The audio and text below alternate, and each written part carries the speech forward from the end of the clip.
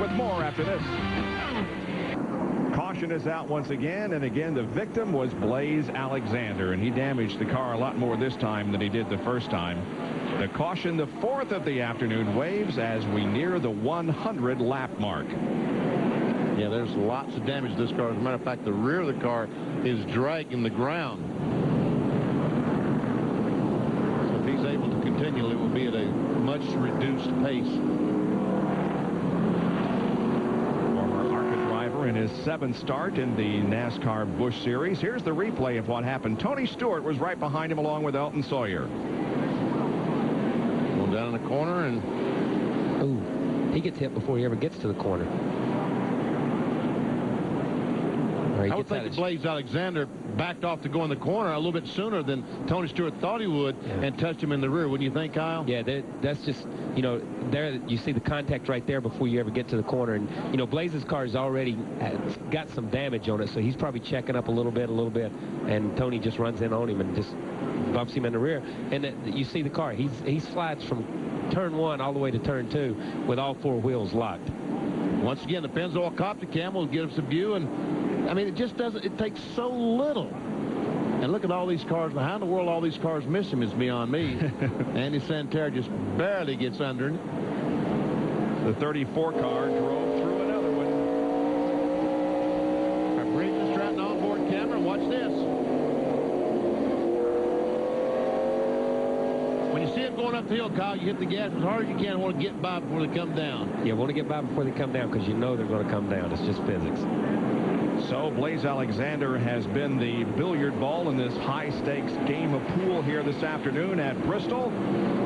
Car's in bad shape. He's okay, and we're a couple of laps away from the green flag. Return with us in a moment to Bristol Motor Speedway. Bristol Motor Speedway in Northeast Tennessee, hosting the Busch Series Grand National Division race here this afternoon. These shots from the Pennzoil copter cam. Track of everything that's going on in the racetrack. Still under caution here, expecting to go back to green in just a moment. Well, we have had to this point in the first 102 laps typical Bristol action. On lap number 5, trouble. Mike Wallace trying to dodge the spinning Mark Crowe. He just was able to do it. Then lap number 15 again, Mike Wallace, this time more damage to the car as he gets involved in a big crash here on the main straightaway. Damage front and rear. Then Jeff Crowe, the 56 car, breaks the pattern bar, goes to turn 1. Blaise Alexander and Dick Trickle get tangled up. And then, just a few laps ago, this is the reason for most recent caution. Alexander again into the wall with maybe a little help from Tony Stewart. Here's Bill Weber. And this race car will be a coffee table pretty soon. I know you're disappointed, Blaise. A couple of on-track incidents there.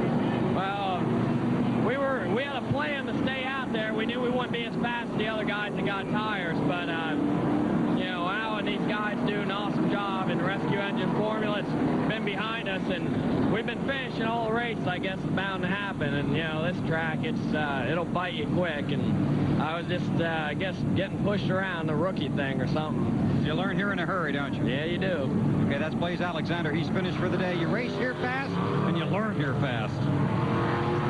Yes, indeed. A lot of damage to the car. Buckshot Jones is the leader of this race. 103 laps completed. Green here at Bristol. Jones and Sattler down the backstretch. Running in the 3rd position is Kevin Grubb.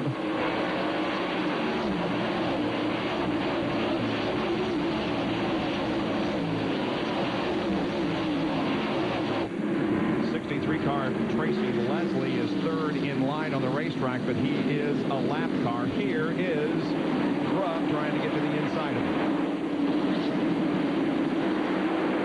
It's so hard to pass here on cold tires. Whether you get new tires or old tires, it doesn't make any difference. Cold tires, and you just got to be patient, waiting for the guy in front of you to wear his tires enough where he slips a little bit. Kevin's car's working really good now. If he just gives it a couple laps, he'll be able to work his way back. Kevin is in his 7th start in the Busch Series.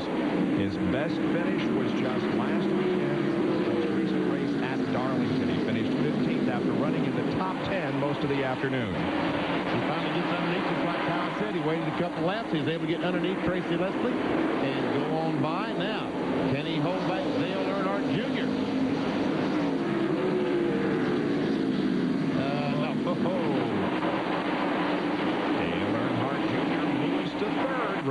started from the pole position in this race. And Tim Fedewa has some smoke coming from the left front of that car. No, it looks like he probably made some contact with someone on the left side. Oh! Get up there, be smooth. I tell you what. Stay with it. Keep it right if you can. He lost the left front wheel. You can see it bouncing down the backstretch. And that's what I was getting ready to say. The way he drove into that corner. Talk to me, you okay? Watch this, watch this. Watch the wheel. And as a final insult, the tire comes down and bangs the car. He's getting out, but the way the smoke was coming out of the left front, it looked like a hub had burned up. And that's about what it looked like. The hub burned up, coming off the left front, and he drove it straight in the corner with no brakes. And he went straight to the wall, too, and hit it hard. And this racetrack, and look at the rear tire. Look here in the back of the car where the rear tire ran into the loose wheel, ran into the back of the car. Look at the damage it did.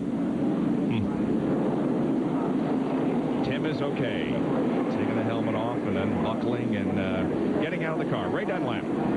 Well, guys, the indication from down here in the Kleenex pit is that it was a wheel bearing that was the problem, and Tim Fedewa has climbed out of the car. He's heading this way right now. We'll see if we can get a word with him as he comes across.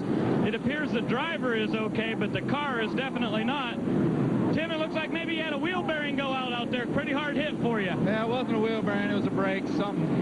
You know, I felt it go. I slowed up a little bit. I went down in here, and like the rotor broke, man. It just went straight in the wall. Are you okay? I don't know yet. Guys, you get an awful hard lick here at Bristol on the half mile. Here's the replay of what happened as Fedewa went into turn one. He goes down the corner, turns in the corner, and all of a sudden there, the left front wheel just leaves.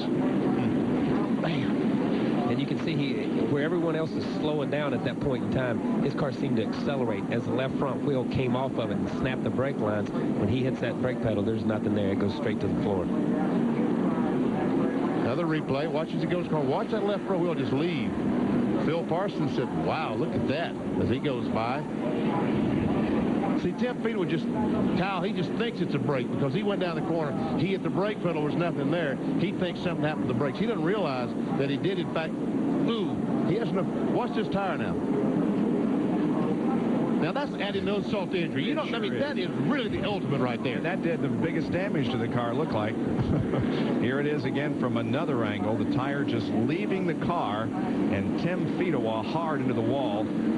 3 years ago in this race, he had his best finish, in the fall race, I should say, he had his best finish here at Bristol when he came home third, but it will be an early out for Tim here today.